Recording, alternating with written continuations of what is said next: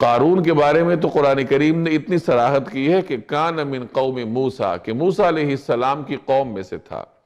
مفسرین نے تاریخی روایات کی بنیاد پر کچھ تفصیلات بیان کی ہیں کہ یہ حضرت موسیٰ علیہ السلام کا چچا زاد بھائی تھا، اور کچھ حضرات کہتے ہیں کہ یہ ان کا خالہ زاد بھائی تھا۔ ایک رائے یہ بھی ہے کہ دوہرے رشتے تھے موسیٰ علیہ السلام کے ساتھ، چچا زاد بھی تھا اور خالہ زاد بھی تھا۔ یہ بظاہر تو موسیٰ علیہ السلام پر ایمان رکھتا تھا، لیکن یہ اندر سے حضرت موسیٰ علیہ السلام کا مخالف تھا، گویا کہ حضرت موسیٰ علیہ السلام کی قوم کے منافقین میں سے تھا۔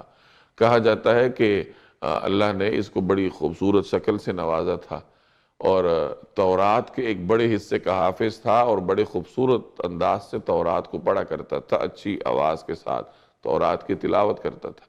لیکن چونکہ صرف تلاوت ہی کرتا تھا، وہ اللہ نے اس سے توفیق سلب کر لی تھی اس کے کرتوتوں کی وجہ سے، کہ جو زبان سے پڑھتا تھا دل میں اترتا نہیں تھا۔ نتیجتاً وہ موسیٰ علیہ السلام کے ساتھ اور ان کی قوم کے نیک لوگوں کے ساتھ نفاق کیا کرتا تھا۔ یہ فرعون کے ساتھ بھی تعلقات رکھتا تھا، اور کہا جاتا ہے کہ یہ فرعون کی جانب سے بنی اسرائیل پر مسلط تھا۔ فرعون نے بنی اسرائیل سے بیگار لینا ہوتا تھا، تو اس مقصد کے لیے وہ قارون کو استعمال کرتا تھا۔ قارون فرعون سے زیادہ رقم لے کر آگے پھر بنی اسرائیل کو اونے پونے داموں پہ اجرت پہ لے کے ان سے بیگار لیتا تھا، ان سے کام کروایا کرتا تھا۔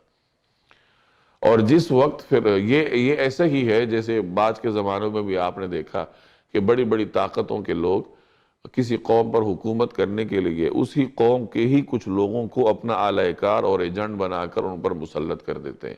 جیسے بر صغیر پر یہاں مسلمانوں پر انگریز نے حکومت کی ہے، تو یہاں کتنے ایسے لوگ ہیں جو بظاہر مسلمانوں سے وابستہ تھے، بظاہر دینی پس منظر رکھتے تھے، لیکن در حقیقت وہ انگریز کے اعلی کار ہوتے تھے، اور انگریز سے رقم لے کر مسلمانوں کو انگریز کے لیے کام کرنے پر مجبور کرتے تھے اور آمادہ کرتے تھے۔ تو یہی طریقہ کار اس زمانے میں بھی تھا۔ فرعون نے بھی بنی اسرائیل میں سے ہی اس شخص کو اپنے لیے منتخب کیا ہوا تھا، اور اس کو مفادات دے کر بنی اسرائیل سے اپنی مرضی کے کام اس کے ذریعے فرعون کروا لیا کرتا تھا۔ اور جس وقت فرعون غرق ہوا تو یہ بنی اسرائیل کے ساتھ قارون موجود تھا۔ فرعون کی غرقابی کے بعد بنی اسرائیل وادی سینا میں تھے، اور وہاں 40 برس تک بھٹکتے رہے۔ تو دیگر بنی اسرائیل میں سے قارون بھی موجود تھا۔ حضرت موسیٰ علیہ السلام کے ساتھ یہ حسد رکھتا تھا کہ اللہ تبارک و تعالی نے نبوت کے لیے ان کا انتخاب کیا، ان کے بھائی کا انتخاب کیا، حالانکہ میرے پاس اتنی دولت ہے، تو میرا انتخاب کیوں نہیں ہوا؟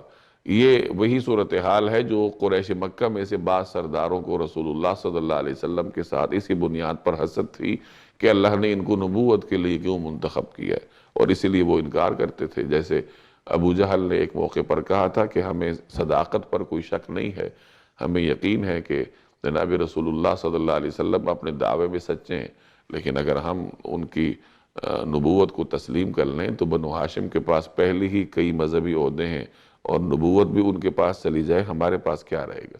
حسد کی وجہ سے انکار کیا تھا، اور رشتہ دار بھی تھے، یہودیوں نے حسد کی وجہ سے انکار کیا تھا۔ تو قارون بھی حسد میں آ کر نفاق پر اترا ہوا تھا۔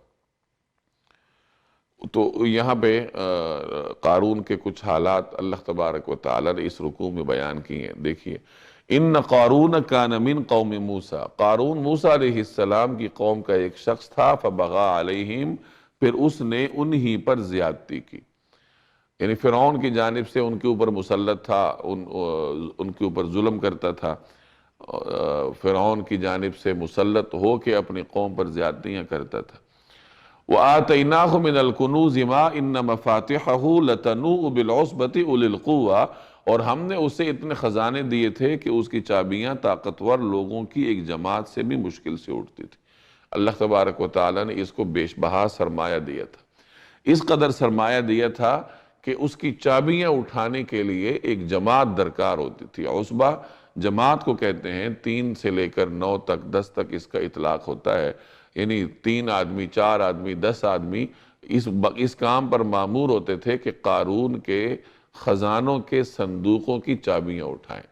اب آپ اندازہ لگا لیجئے کہ اگر ایک آدمی 10 چابیاں اٹھاتا ہے، 20 چابیاں اٹھاتا ہے، تو 10 آدمی کتنی چابیاں اٹھا سکتے ہوں گے؟ یعنی سینکڑوں کے قریب ایسے صندوق تھے جس کے اندر اس نے سونے اور جواہرات کو اور دولت کو بھر رکھا تھا۔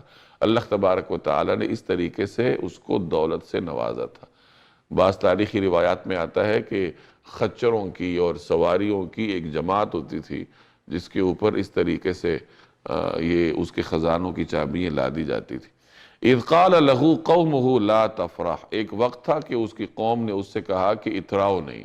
قارون کے ساتھ کچھ جمگٹا ہوتا تھا، ہر سرمایہ دار کے ساتھ مفاد پرست لوگ ہوتے ہیں، اس کے ساتھ ایک جمگٹا ہوتا تھا جو اس کی بات میں ہاں میں ہاں ملانے کا کام کرتا تھا۔ لیکن ہر قوم میں کچھ نیک لوگ بھی ہوتے ہیں، تو بنی اسرائیل میں بھی نیک لوگ تھے۔ انہوں نے اس کو نصیحت کی کہ دیکھو ایسا نہ کرو، اتراؤ نہ، تکبر اللہ کو ناپسند ہے۔ ان اللہ لا يحب الفرحین، اللہ اترانے والوں کو پسند نہیں کرتا۔ تو دیکھو یہ مال تمہیں اللہ نے دیا ہے، اس کو اللہ کی مرضی کے لیے استعمال کرو اور اپنے اندر عاجزی پیدا کرو۔ قوم نے یہ نصیحت کی جو قوم کے نیک لوگ تھے۔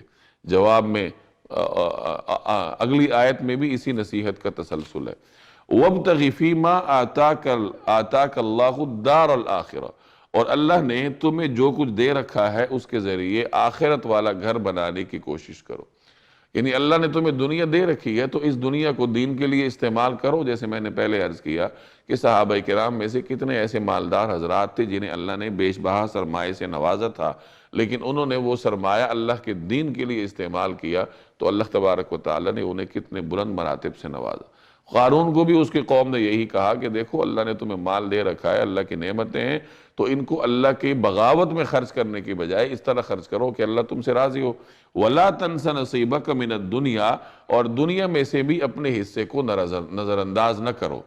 یعنی آخرت کا گھر خریدنے کا یہ مطلب نہیں ہے کہ دنیا کو بالکل پس پش ڈال دو۔ دنیا میں جو اللہ نے تمہارے لیے لکھ رکھا ہے وہ استعمال کرو۔ اللہ نے تمہیں گھر دیا ہوا ہے، تمہیں اور نعمتیں دی ہوئی ہیں، سواری دی ہوئی ہے، اچھے اچھے لباس دیے ہوئے ہیں، تو یہ وہ حصہ ہے دنیا کا جو اللہ نے تمہارے لیے لکھ رکھا ہے، اس کو بھی استعمال کرو۔ گویا کہ مسلمان جو ہے وہ دین اور دنیا دونوں کو لے کر آگے چلتا ہے اس طریقے سے کہ دین کو غالب رکھتا ہے۔ دین میں رہبانیت اللہ کو پسند نہیں رہی، عیسائیوں میں رہبانیت ہے، لیکن قرآن کریم کہتا ہے کہ یہ رہبانیت انہوں نے خود اختیار کی تھی، اللہ نے ان کے اوپر لاگو نہیں کی تھی۔ رہبانیت کا مطلب کہ سب کچھ چھوڑ چھاڑ کر جنگل میں نکل کر عبادت کرنا، تو اللہ تعالیٰ کو یہ طرز عمل پسند نہیں ہے، بلکہ انسان دنیا میں رہے گا، اسباب اختیار کرے گا، ساز و سامان استعمال کرے گا، دنیاوی تعلقات رکھے گا، اور پھر یہ تمام چیزیں، یہ تمام تعلقات، یہ تمام اسباب کو دین کے دائرہ کار میں رکھے گا، آخرت کو غالب رکھے گا۔ تو کہا کہ دنیا میں سے بھی اپنے حصے کو نظر انداز نہ کرو۔ وَأَحْسِن، اور احسان کرو، کما احسن اللہ علیک، جیسے اللہ نے تم پر احسان کیا۔ گویا کہ ان حضرات نے، ان خیرخواہوں نے قارون کو یہ احساس دلایا کہ تمہارے پاس یہ جو دولت ہے یہ تمہاری ذاتی نہیں ہے، یہ تمہیں اللہ نے دی ہے، اللہ نے تمہارے اوپر احسان کیا ہے۔ جب اللہ نے تمہارے اوپر احسان کیا ہے، تمہیں دولت دی ہے، تو تم اس دولت کو اللہ کی مرضی کے لیے خرچ کرو۔ لوگ جیسے اللہ نے تم پر احسان کیا تم بھی لوگوں پر احسان کرو۔ وَلَا تَبْغِ الْفَسَادَ فِي الْأَرْضِ، اور زمین میں فساد مچانے کی کوشش نہ کرو۔ ان اللہ لا يحب المفسدین، یقین جانو اللہ فساد مچانے والوں کو پسند نہیں کرتا۔ یعنی تمہارا یہ جو تکبر کا طرز عمل ہے، متکبرانہ انداز ہے، یہ روئے زمین پر فساد کا سبب بنے گا۔ تکبر زمین میں فساد مچاتا ہے۔ سب سے بڑا فساد، بنیادی فساد اس روئے زمین میں شیطان نے مچا رکھا ہے۔ اور شیطان کیوں بنا تھا؟ عزازیل نے ابلیس تک کا سفر کیسے طے کیا تھا؟ تکبر کی وجہ سے۔ تکبر کی وجہ سے ہی دنیا میں سارا فساد ہے۔ تو وہ خیرخواہ قارون کو مشورہ دے رہے ہیں کہ ایسا نہ کرو، فساد نہ کرو۔ اب قارون کا جواب دیکھیں، بجائے اس کے کہ وہ ان خیرخواہوں کی بات مان لیتا اور تسلیم کرتا کہ واقعتاً یہ اللہ نے مجھ پر انعام کیا ہے اور میں اس کو اللہ کی مرضی کے لیے خرچ کروں گا، لیکن اس کے تکبر نے اس کو یہ تسلیم نہ کرنے دیا، اور وہ کہنے لگا یہ مال تو سارا میری ذاتی کمائی کا نتیجہ ہے، یہ تو میری ذاتی صلاحیت ہے، استعداد ہے، میرے پاس علم ہے، اس علم کی بنیاد پر میں نے یہ مال کمایا ہے، میں اس فن میں طاق ہوں، تو تم ایسی باتیں نہ کرو۔ قال، وہ کہنے لگا، انما اوتیتہ علی علم عندی، یہ سب کچھ تو مجھے خود اپنے علم کی وجہ سے ملا ہے، یعنی میں نے خود یہ کمایا ہے، اس میں کسی کا کوئی عمل دخل نہیں ہے۔ آگے اللہ کہہ رہا ہے کہ یعنی وہ دعویٰ تو کر رہا ہے علم کا، اللہ کہہ رہا ہے کہ اس کو یہ تک نہیں پتا، یعنی وہ علم کا دعویٰ کر رہا ہے اور علم سے اتنا محروم ہے کہ اسے یہ بھی نہیں پتا کہ اللہ نے اس سے پہلے کتنے بڑے بڑے جابر لوگوں کو ہلاک کر دیا تھا، جن کے پاس دولت بھی تھی، اقتدار بھی تھا، طاقت تھی۔ فرعون اس کی سب سے بڑی مثال تھی، جس کو قارون نے دیکھا بھی تھا کہ قارون سے بڑھ کر اس کے پاس خزانے تھے، وہ پورے مصر کا مالک تھا۔ اس زمانے میں شہنشاہ تو پورے علاقے کے مالک ہوا کرتے تھے، وہ ساری زمین انہی کی سمجھی جاتی تھی، تو اس کے پاس دولت بھی بیش بہا تھی اور طاقت بھی بہت تھی، جبر کے ذریعے وہ حکومت کر رہا تھا۔ اس کو اللہ نے غرق کر دیا۔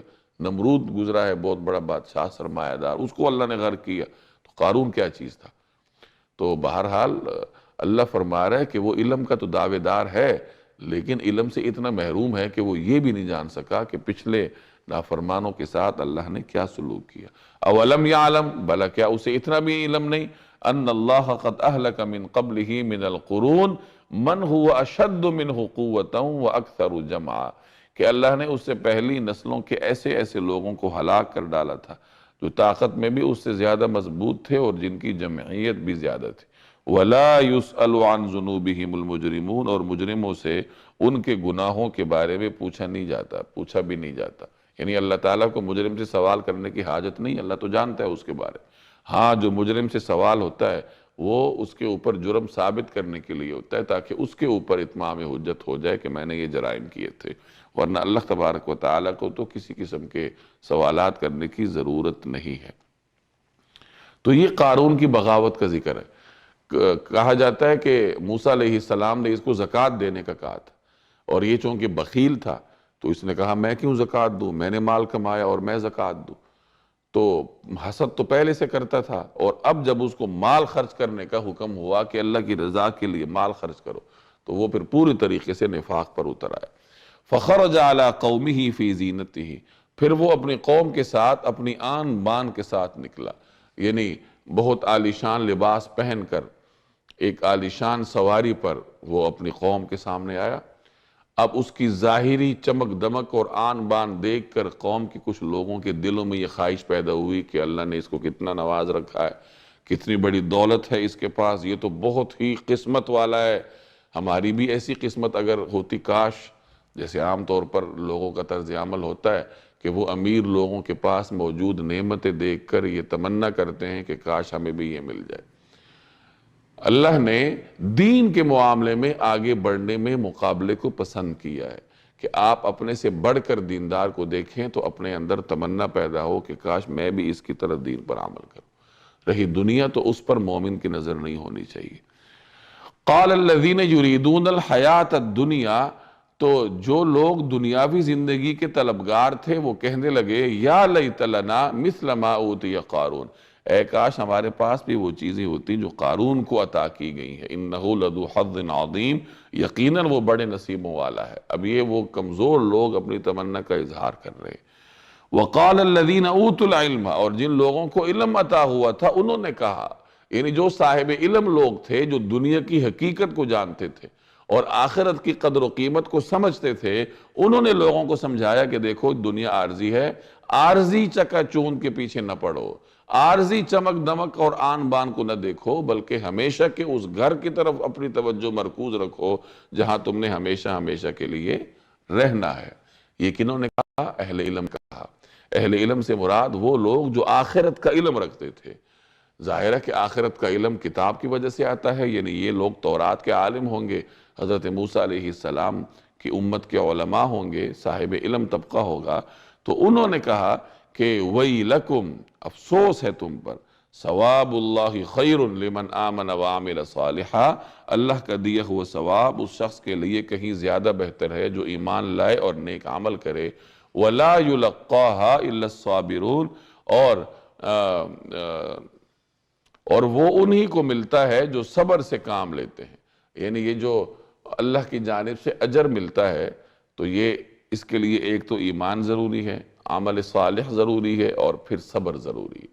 مشکل حالات میں انسان کو اپنے نفس پر قابو رکھنا یہ صبر کہلاتا ہے۔ اور دین پر عمل کرنے کے راستے میں مختلف مشکلات کا سامنا رہتا ہے، شیطانی وساوس کا سامنا رہتا ہے، آپ کی انسان کی اندرونی ہوس اسی دین کی طرف نہیں جانے دیتی۔ تو ایسے موقع پہ اپنے آپ پر قابو رکھنا، صبر کرنا، یہ پھر انسان کو اللہ تبارک و تعالیٰ کی جانب سے اجر و ثواب کا مستحق بناتا ہے۔ یہ نصیحت صاحب علم لوگ ان لوگوں کو کر رہے ہیں جو قارون کی ظاہری چکا چون کو دیکھ کر متاثر ہو گئے تھے۔ فَخَسَفْنَا بِهِ وَبِدَارِهِ الْأَرْضِ، پھر ہوا یہ کہ ہم نے اسے اور اس کے گھر کو زمین میں دھنسا دیا۔ اللہ نے نافرمان لوگوں پر جو سزائیں مختلف اوقات میں بھیج رکھی ہیں، ان سزاؤں میں سے ایک سزا یہ بھی ہے کہ بسا اوقات اللہ تعالیٰ کسی نافرمان فرد کو یا نافرمان قوم کو زمین میں دھنسا دیتا ہے، العیاذ باللہ۔ اس کو خسف کہا جاتا ہے۔ جیسے صحیح بخاری کی ایک روایت ہے کہ گزشتہ اقوام میں سے کوئی شخص تھا جو کہ اپنی چادر لٹکاتا ہوا بڑے تکبر کے ساتھ جا رہا تھا، تو اللہ تعالیٰ نے اسے زمین میں دھنسا دیا اور وہ قیامت کے دن قیامت تک زمین میں دھنستا چلا جائے گا۔ تو اس قسم کی سزاؤں کا ذکر قرآن احادیث میں موجود ہے۔ یہاں قرآن کریم میں بھی ہے کہ اللہ نے قارون کو اس کے گھر اور اس کے خزانوں سمیت زمین میں دھنسا دیا۔ یہ تو ہمیں قرآن کریم سے معلوم ہوا کہ قارون پر یہ سزا اللہ نے نافذ فرمائی تھی۔ اب زمین میں دھنسانے کی بنیادی وجہ کیا بنی؟ پیچھے تو وجوہات موجود تھے کہ وہ منافقت کرتا تھا اور موسیٰ علیہ السلام پر دل سے ایمان نہیں رکھتا تھا، متکبر تھا، بخیل تھا، عبادات کی طرف متوجہ نہیں تھا، بخل کی وجہ سے زکوٰۃ نہیں دے رہا تھا۔ یہ تو وجوہات پہلے اللہ کی نافرمانی کی تھیں۔ لیکن کوئی بڑی وجہ خسف کے لیے کیا بنی جو عام لوگوں کو بھی دیکھنے میں بڑی نظر آتی ہو؟ تو قرآن کریم میں اس کی وضاحت نہیں ہے کہ اللہ نے اس کی زمین میں دھنسانے کا فیصلہ کیوں فرمایا۔ احادیث میں بھی، صحیح حدیث میں اس کا ذکر نہیں ملتا۔ تاریخی روایات کی بنیاد پر یہاں مفسرین نے مختلف باتیں لکھی ہیں کہ ایک مرتبہ اس نے کسی عورت کو پیسے دے کر حضرت موسیٰ علیہ السلام پر الزام لگانے کے لیے اس کو آمادہ کیا، چونکہ وہ اندر حسد رکھتا تھا۔